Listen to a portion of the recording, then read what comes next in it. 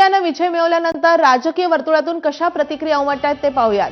नरेंद्र मोदी पंतप्रधान यांनी म्हटलेलं आहे, खेळाच्या मैदानावरही ऑपरेशन सिंदूर।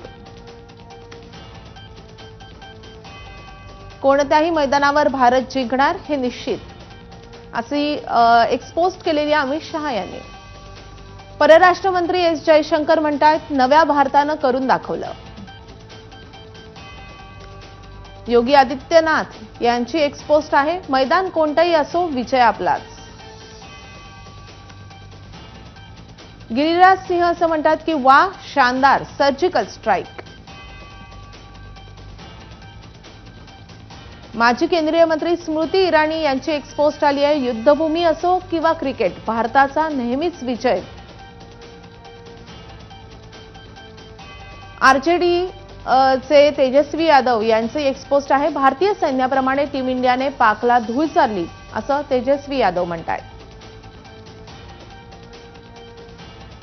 त्यामुळे राजकीय वर्तुळातून टीम इंडियावर कौतुकाचा वर्षाव करण्यात आलाय।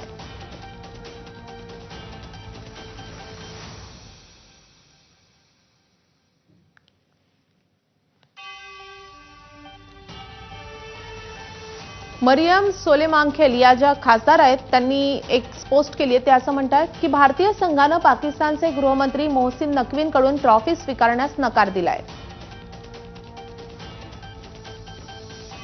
दहशतवादाला फंड देणाऱ्यांकडून बक्षीस का स्वीकारायचे, इतर संघांनी भारताकडून शिकलं पाहिजे।